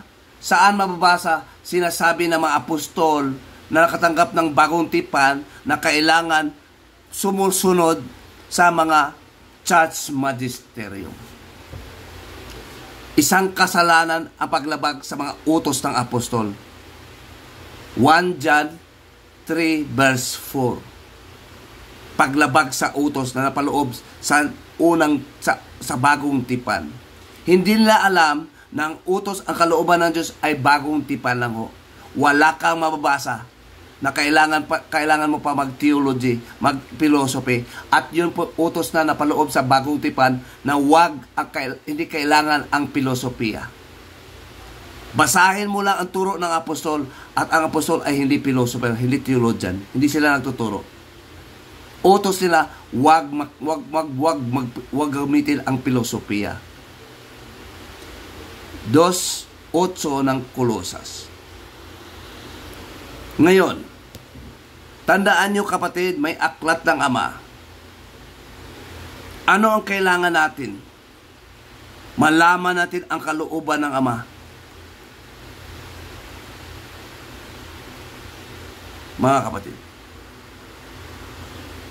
walang makapasok sa kaharian ng Ama na hindi gumagawa sa kanyang kalooban, sa kanyang gusto, sa kanyang utos. Matthew 7:21. At marami ngayong pare nangangaral ng exorcism, nanalangin kay Maria. Kailan ho ang doktrinang nakatanggap ang mga Katoliko na manalangin kay Maria? Patay na ang mga apostol na nakatanggap ng utos, nakatanggap ng ibang testamento. Hindi po yan kasali sa New Testament. At sinabi ni Jando Alabado na kadibati ko na, at hindi siya nagsasabi na iba pala ang kanyang basihan. Reference sa history. Yun po again ay kalaban sa kalooban sa New Testament. Saan ho mababasa na pat sa New Testament na gumagamit ng world, makabundong history na sinusulat lang ng tao. Hindi sinusulat ng tao mga propeta. Galing sa langit ang utos, yung covenant ng New Covenant. Bigay ng Espiritu Santo, pareho, Old Covenant, binigay naman ng anghel.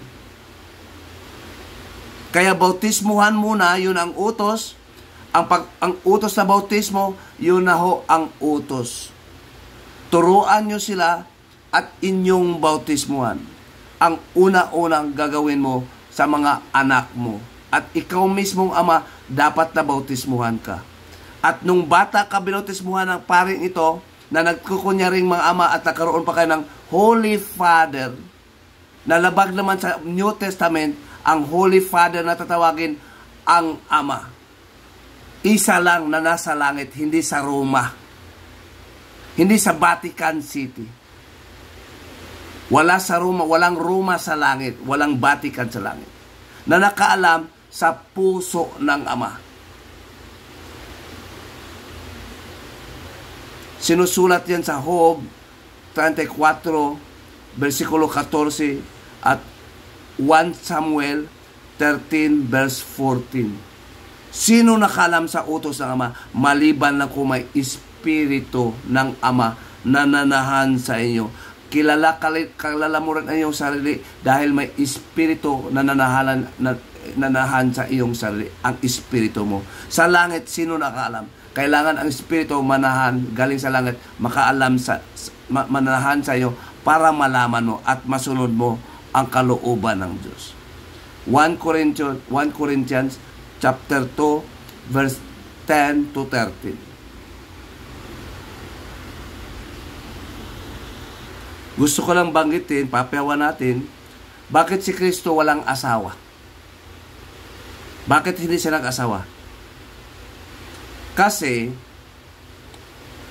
walang chief priest ng Levitical priest, chief high priest na magkaroon ng asawa na hindi virgin. Mag-asawa lang sila sa virgin. Si Kristo po nag-asawa sa virgin. Sino po yung virgin na yan? Tayo po, na pinatawad ng Ama sa kasalanan. Tayo po'y malinis. Katulad ni Maria, tayo po'y inahantulad na malinis. Malinis. Si Kristo, tayo po ang asawa ni Kristo. He is the groom and we are His bride. Ang unang groom ni Satanas, ni Jesucristo ay ang mga apostol. At tayo rin ngayon ay bride ni Kristo. Siya po ang groom. Ang una niyang bride, ang mga apostol. Sinasabi po yan, brothers and sisters. Babasahin natin.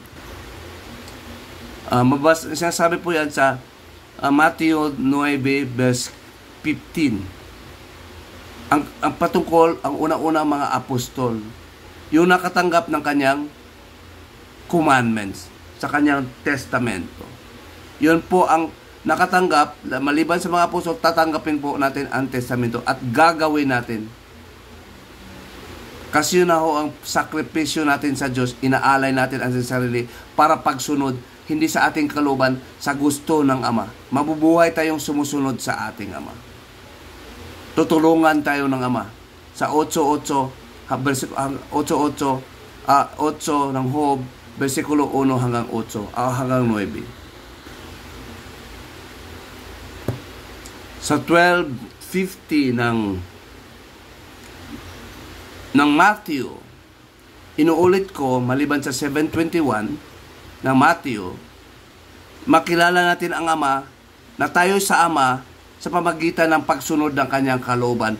At unang-una nakikilala tayo bilang Ama na may Ama tayo na nasa langit. Tayong mga ama na tunay ay talagang tayo lang ang may poder na magturo sa ating mga anak at kanya-kanyang asawa. Pag may pumapasok sa'yo na CFD, na mga pari, mga obispo, at nangangaral sa'yo, nilalabag mo lang ang kautusan ng Ama. Dapat mismo ikaw nakaalam. Sinasabi ng Ama na hindi na siya magtatanong kahit sa nino ba. Kasi meron ka ng espiritu at kailangan pa, bakit mayroong CFD pa? At nagpakasal ka sa kanila, may espiritu ka ng Ama, bakit may ikakasal? Sino makakasal? Sino makakasal? Nakapaloob sa New Testament ang Ama magkakasal. Si Kristo ang ikakasal, walang magkakasal kay Kristo at sa atin na bilang bride ni Kristo maliban sa Ama. Walang mas makapangalan. Hindi anghel ang magkakasal sa atin, hindi tao, hindi paring peke. Hindi peke silang pare kasi tayo mismo paring katulad ni Kristo, siya ang pinakapuno. Tayo ang virgin, siya ang chief priest, siya ang high priest na mag-asawa ng birhen. At maliban sa ang chief priest, bawal na mag-asawa sa Levitical. Pag namatay ang kanyang asawa, bawal. At kailangan mag-asawa sila sa birhen. Requirement sa chief priest na mag-asawa. Birhen. Katulad din sa halimbawa na pattern lang ho yun, na si Kristo'y nag-asawa sa atin, walang asawa si Kristo. Ang asawa ni Kristo, yun po ang iglesia. Mga kapatid. Mababasa rin ho sa Ephesians 6. Brothers and sisters. Babasahin natin. Dito ko lang mabasahin kapatid kasi medyo gabi-gabi na. Alas 12:50 para mabilis. Ephesians 5 verse ito tumawag na verse 5 verse 32. This is a great mystery, but I speak concerning Christ, concerning the church. So, for this cause, 31, the shall man leave his mother and his mother and father, and shall be joined unto his wife, and the two shall become one flesh. So, ibig sabihin, yun pala ang great mystery. I-unite pala tayo kay Kristo. Katulad ng asawa. Ang asawa natin, hindi na tayo kailangan ikasal. Spiritually dapat mag-isip tayo. Tayo ay asawa na ni Kristo. Hindi na kailangan ang basbas ng Katoliko. Na kailangan ng blessing. Dinadaya tayo kapatid. Bilang mga ama. Ako po'y Katoliko dati. Nag-aral ako ng legal interpretation. Doon ko napapansin, iba. Ako'y mangangaral na may asawa at mga anak. Kaya credible ako magpapaliwanag. Katulad ng mga pari nung unang panahon. Na may asawa, birhen, katulad ng mga lahat ng mga paring Levitical, lalo na ang chief priest, pwede mag-asawa. Pero kailangan virgin talaga. So, isa lang din ang asawa ni Kristo, virgin. Tayo po'y virgin sa bata ni Kristo. Pure tayo, dahil kahit makasalanan tayo, lilinis tayo ni Kristo sa kanyang dugo. Kasama ang Espiritu Santo, ang Ama mismo ang magkakasal sa atin. Hindi tayo ikakasal ni Kristo kung hindi malinis, dahil ang Ama mismo malinis, banal. Ang kanyang anak banal. Dapat ikasal, puro banal. Ang lahat ng mga anak ng Ama, banal. Lahat ng ikakasal kay Kristo, lahat banal. Wala tayong pakasalan spiritually maliban kay Kristo. Ang magkakasal, ang Ama. Mateo 19, versikulo 6. At bilang Ama, alam natin kapatid ang ginagawa ng Katoliko. At hindi lang yan, pati mas pastor. Bakit kailangan po pa ng pastor? Yun po'y padala naman ng demonyo. Kaliwat kanan. Maraming disturbo, mga buwisit sa pamilya. Para bang wala kang karapatan sa ama na bumuo ng iyong pamilya na matibay sa espiritu. May aklat na ho. Ang sumulat ito, hindi pastor.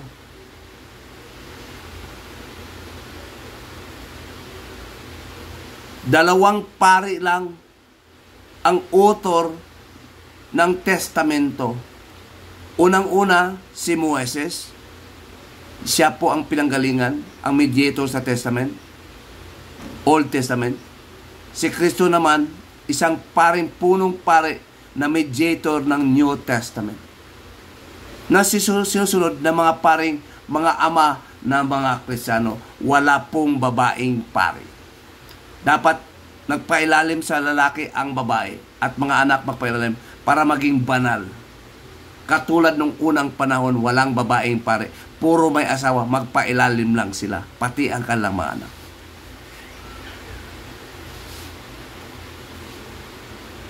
Yung mga kapatid. Lalo itong pastor, kapatid. Lalo itong pastor. Pare at pastor, mga demonyo. Dapat marunong kang humatol, utos sa mga ama, humahatol. Mga hari sa pamilya, sa sambahayanan.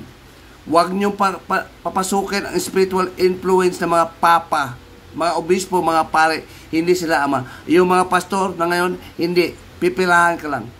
Hindi po utos sa ilalim ni Kristo. Nung unang panahon, nabuhay sila may ikapo. Pagkatapos na mangaral ng mga apostol nakatanggap, wala sa mga apostol sumusulat. Sinusulat nila ang kahistory ni Kristo nung buhay pa siya, na hindi pa siya namamatay. Nag-ikapo din si Kristo. Tumitigil siya ng pag-ikapo nung naging 30 years old na siya. Nangaral na siya ng ibang utos ng New Testament. Nag-umpisa na siya. Kayo kami, Mama. No.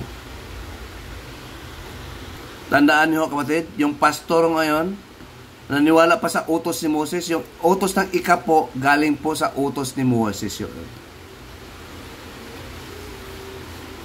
Iba na ang utos na ngayon. Utos na ng Ama sa covenant na itinanim sa puso at sa isipan na. At yun po'y utos ng Espiritu ng Ama. Iba sa utos ng unang panahon na bigay lang ng anghel. Sino ang nagbigay? Ang anghel lang. At hindi susundin ng mga anak ng Ama. Hindi susundin. At ang Espiritu na nahan sa atin ng Ama, Espiritu ng Ama at Espiritu ni Kristo, hindi susunod sa anghel ng mga utos na binigay ng Ama. Mismo ang Ama na tatanggap natin, yun po ang grasya. Yun po ang magandang ginagawa ng Diyos sa atin. The good works of God be with us. Sinasabi ko pa sa umpisa. Tayong mga ama, huwag tayong padaya. Natanggap natin, kailangan ang apostol ang ating paniwalaan. Yung sinusulat ni Lucas, ni Marcos, hindi mga apostol, pero po yun ay sinusulat nila galing sa paniniwala ng mga apostol under apostolic ministry. Pati sulat ni Jude na propeta under the apostolic ministry. Yun po'y utos na galing sa mga apostol. Na mga Christian prophet. At ang mga apostol, unang-unang po si Kristo, apostol. Greek word apostolon 3:1 of Hebreo, ay susunod lang tayo sa utos. At nakakahigit ang mga apostol kasama si Hesus Kristo kaysa mga ordinary prophet. Sa Israel noong unang panahon at sa Kristyanismo sa panahon ni Kristo, susunod sa mga apostol. Hindi ang apostol susunod sa propeta. Hindi ang apostol susunod sa ibang ebanghelista.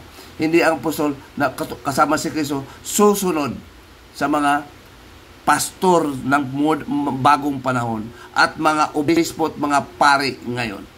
Kailangan utos ni Hesus Kristo, yun po ang New Testament na ibinigay sa pamagitan ng Espiritu na natanggap ng mga apostol, na sinusulat ng mga apostol at ng mga Hindi sila sumusulat, hindi pala sila nagtuturo, nagsalaysay lang sila base sa sinasabi ng mga apostol.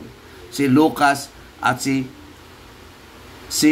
Juan, si John Mark at si Jude na apostol na propetang Kristiyano, at sila po ay under the ministry of the apostle. Ilalim ng lahat sa apostoles. Kahit anghel, kahit ibahin ng mga apostol ang sinusulat nila, hindi na maiba ang kanilang mga utos. Yun po ang covenant na ng Diyos. Walang pwedeng makapagbago. At meron pong nakapagbago ngayon, kapatid. Babasahin natin. Binabago ngayon ng Church Magisterium ang New Covenant. Nakahula nakita na ng Diyos. Hinulaan sa Isaiah. That's why mayroon silang batas, mayroon silang Christmas, may New Year, mag-New Year na. At ngayon po ay December 30 na, 31 na. At mamayang gabi, magkaroon na sila ng New Year. Pati kalendaryo, babaguhin nila. Iba po ang kalendaryo ng Hebreo, iba po ang kalendaryo ng Romano. Malaking pakaiba. Sa susunod na paksa, gusto ko sanang babanggitin ngayon, pero gusto ko lang patunayan, sila po ang nababago ng panahon. Iniiba nila. Mostly, ang kalendaryo na pangalang January, February, March, April, at most of it is galing sa, mayroon silang pinatungkulang mga Diyos-Diyusan. Yun ang pangalan, mayroong basahin, ipinupost ko na sa Facebook.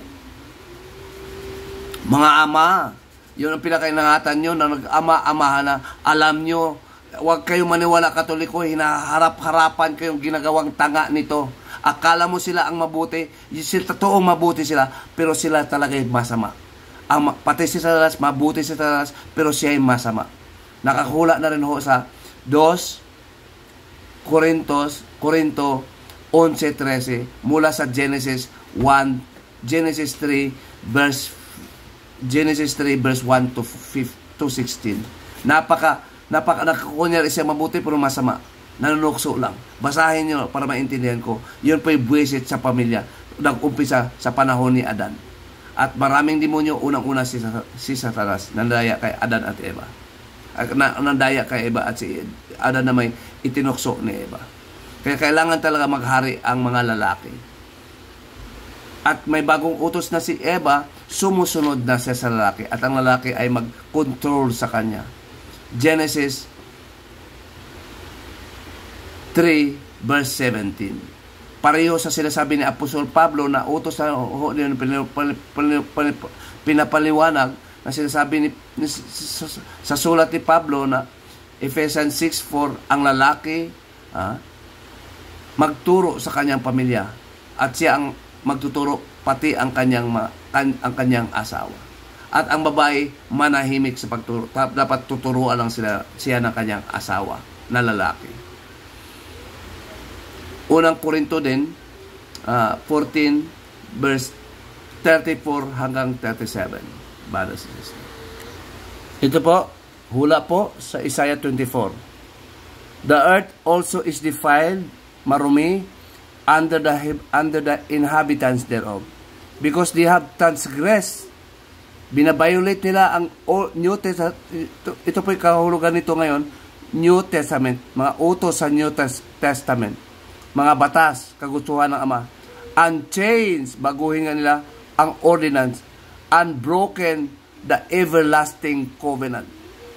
Hindi lang nila binabago, kinakalaban pa nila ang covenant.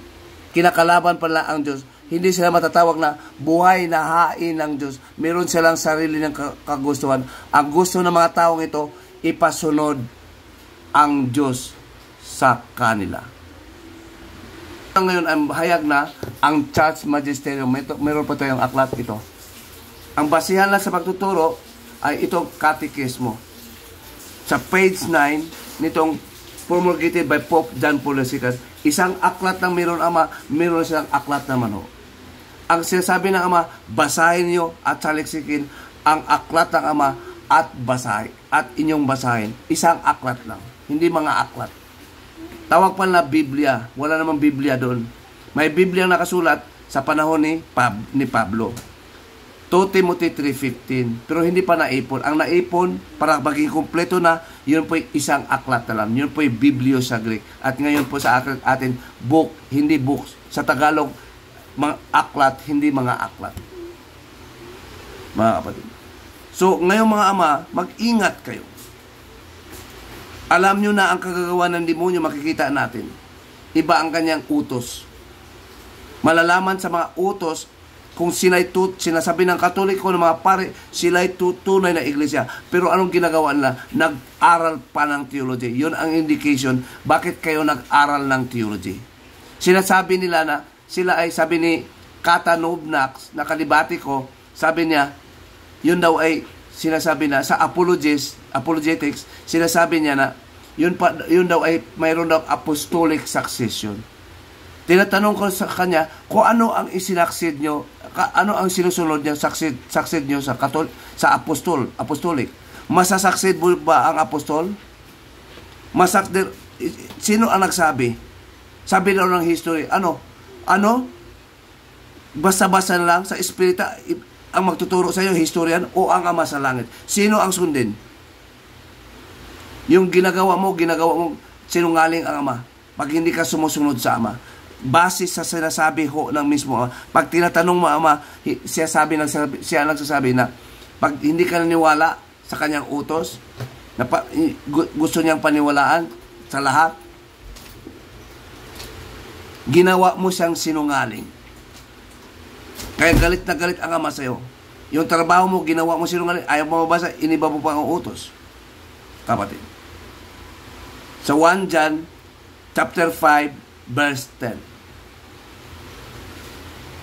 Mga kapatid. Ito rin ho, ginagamit ng mga protestante laban sa Katoliko, Daniel 5:25, na sinasabi nito, and he shall speak great words against the Most High. Babasahin natin. He shall,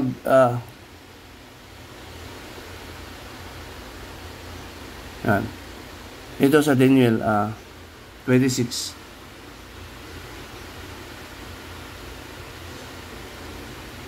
Yan. 7:25.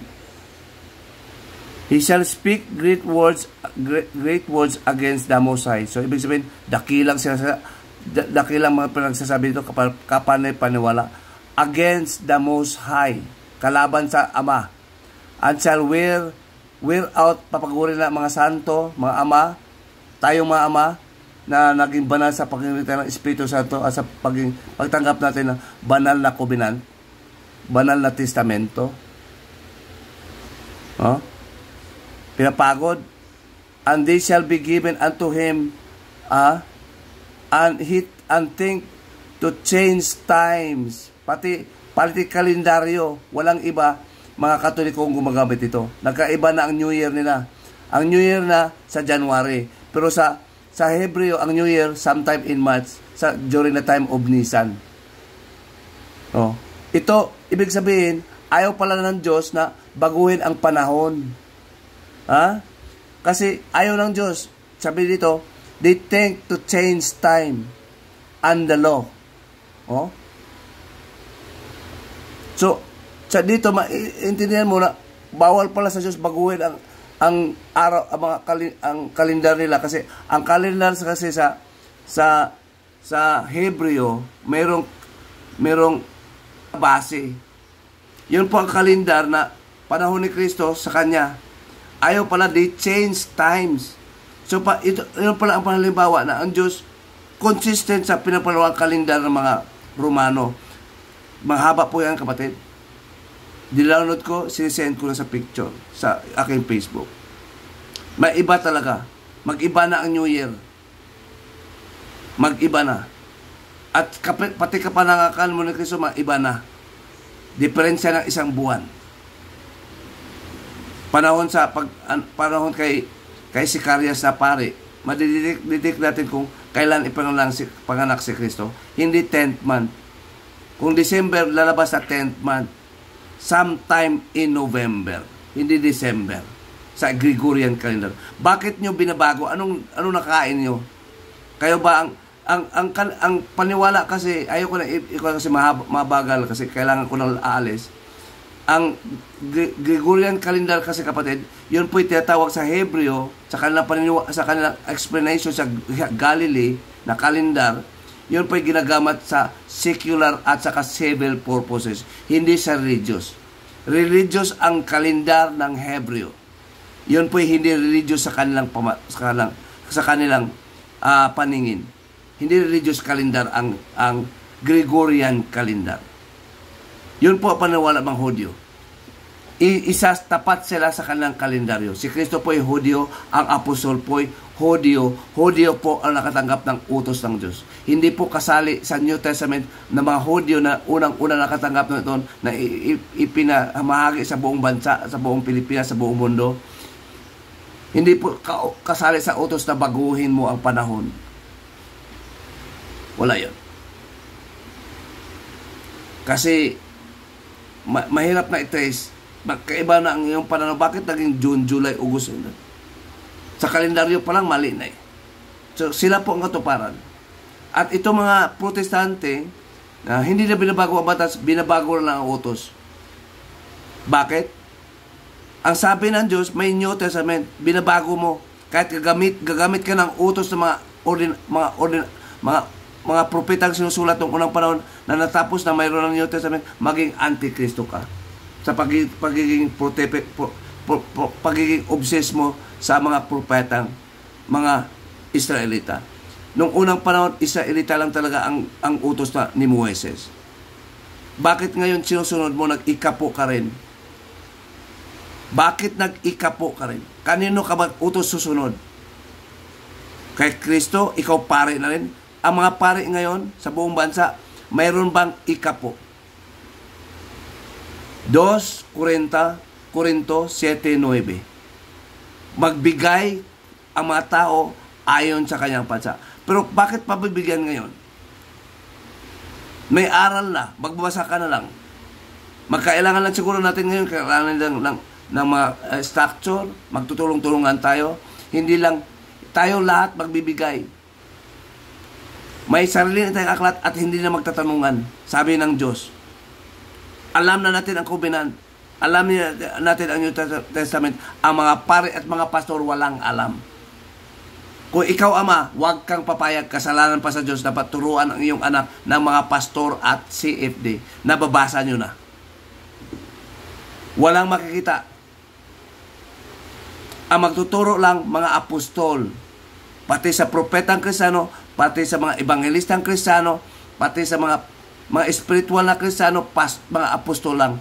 Ito ho lahat, from Matthew to Revelation. Sinasabi ko na, ang sulat ni Lucas, ni Marcos, at saka ni Jude, na hindi apostol, under sila sa ministry ng apostol.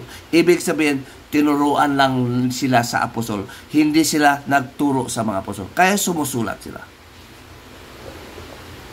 Apostol pa rin.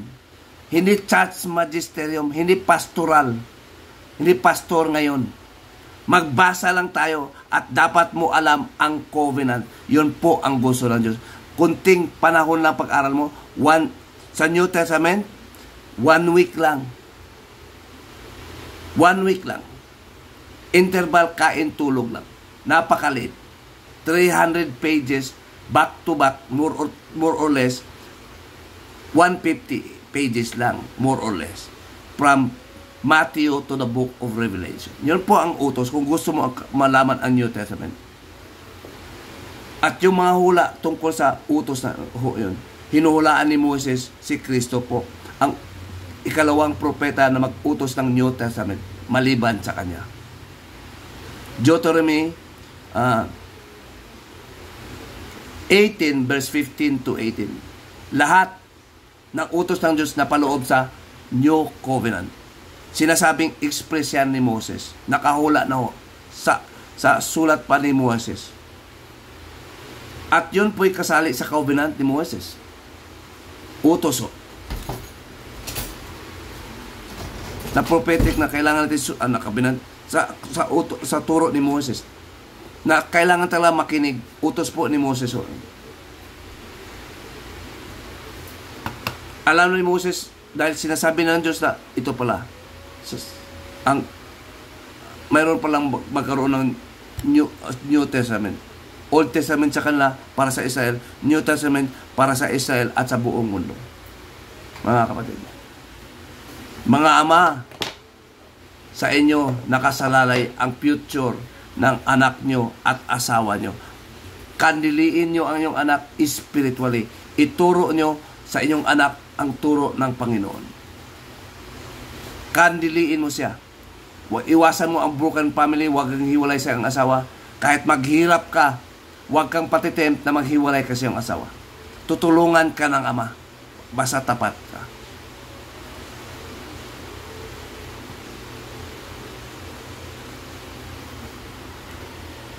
Ito po, 1 Timothy 5:8.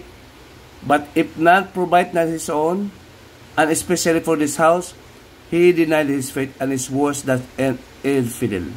Ito, lalong-lalo na mangaral ka sa spiritual sa iyong anak. Yun po ang ipoprovide mo spiritually much. Napakahalaga.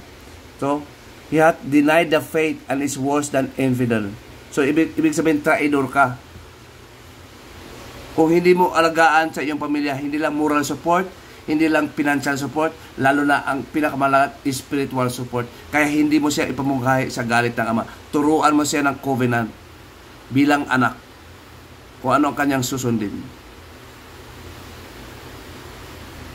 Kaya, sino ang hari ng tahanan? Si Satanas ba?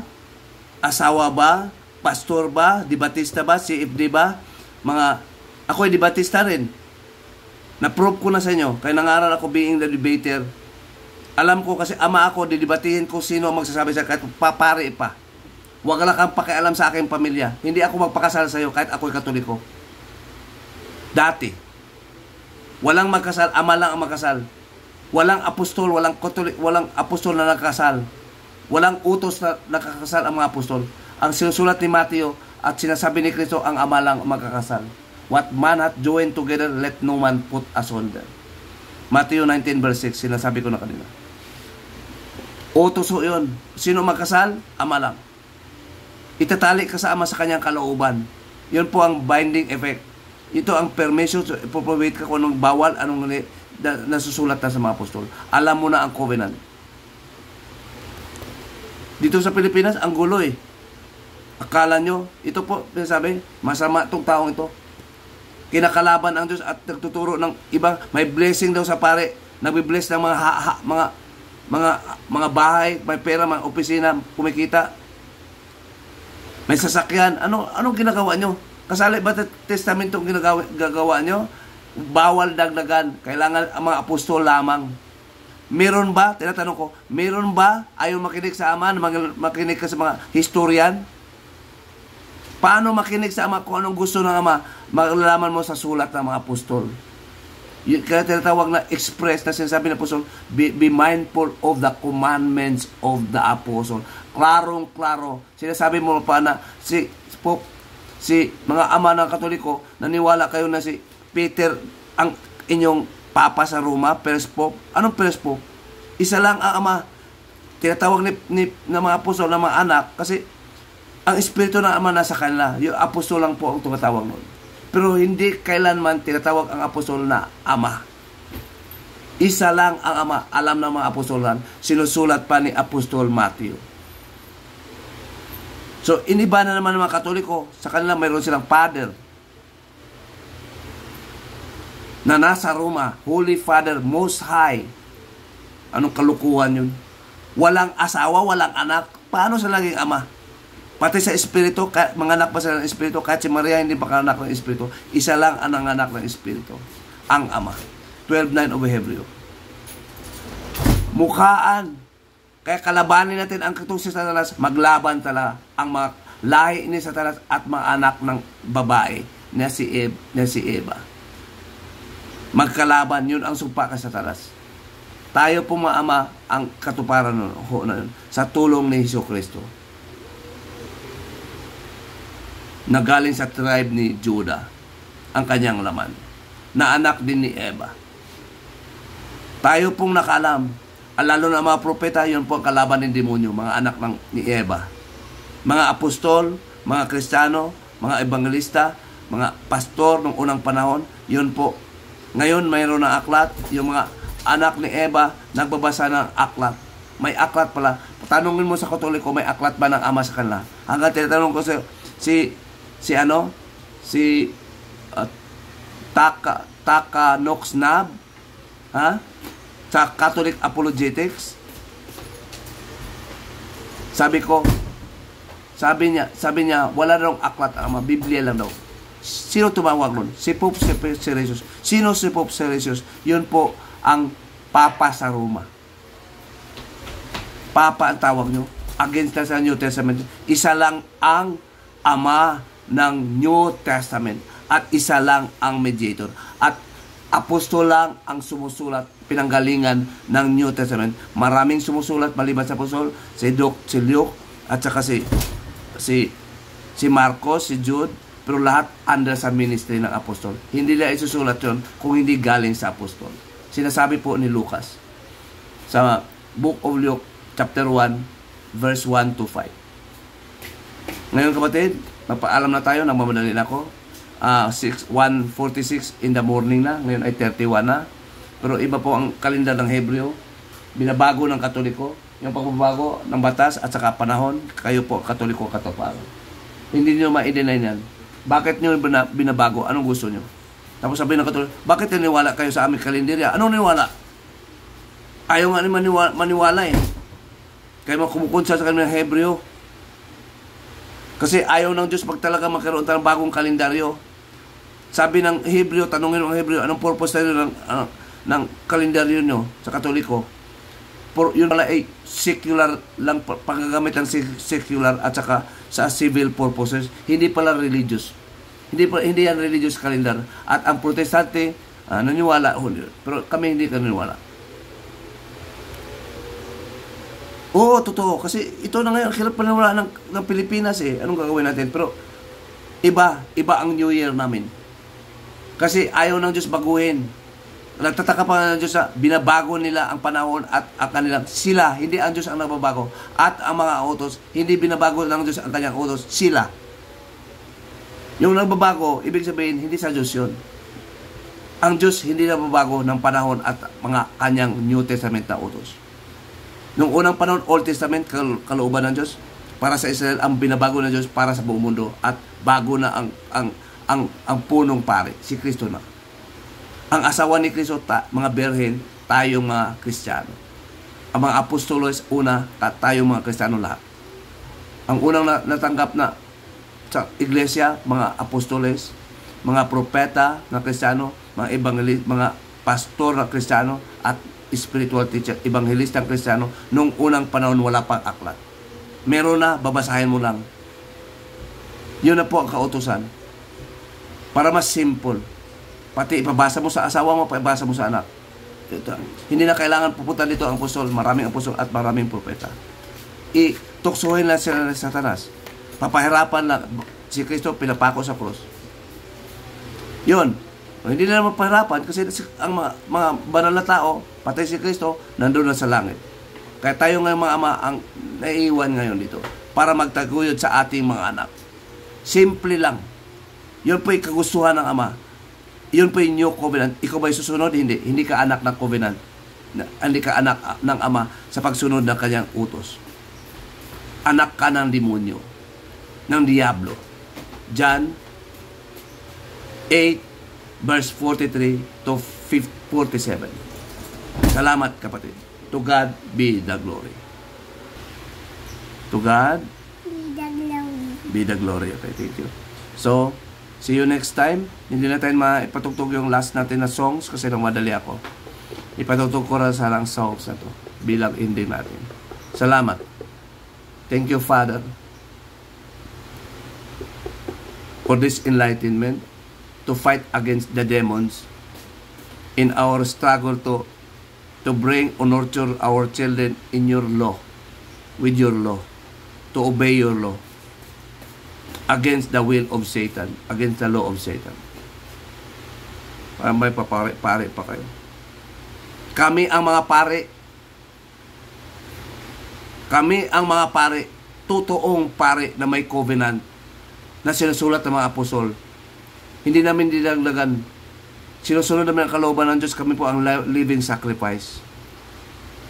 Na katulad ni Kristo, inahandog na parang kordero ng Diyos. Na kordero ng Diyos talaga. Figuratively. Thank you, Father. Kaya mga ama, mag-New Year na ako ngayon. Ngayon ay 31 na. Mag-New Year kayo? Mag-New Year kayo? Talaga bang New Year? Sino ba ang nababago? Ayaw ng Diyos baguhin. So, Nisan ang first month sa Hebrew that falls within March to April. Sa susunod na kabanata, i-discuss natin ang calendar na hindi binabago ng Ama. Yung pagbabago, hindi ang Ama nababago. Ang pagbabago ng New Testament, hindi ang Ama nababago. Nakasabi kanina, sa Isaiah binabasa ko na binabago nila ang everlasting covenant, binabago nila at sinisira pa nila. Nagkaroon pa sila ng aklat na iba, maraming sakramento, panalangin ka Maria, purgatorio, na base sa lang sa Maccabees, bagong aklat. Hindi naman testamento ang Maccabees, sa old aklat na yon. Hindi naman New Testament yun eh. Ang New Testament yun po ang sinusulat ng mga apostol under the ministry of the apostle. Ano nangyari? Kasi wala sama-sama ang makaunawa. Daniel 12:10, palagi ko na sinasabi.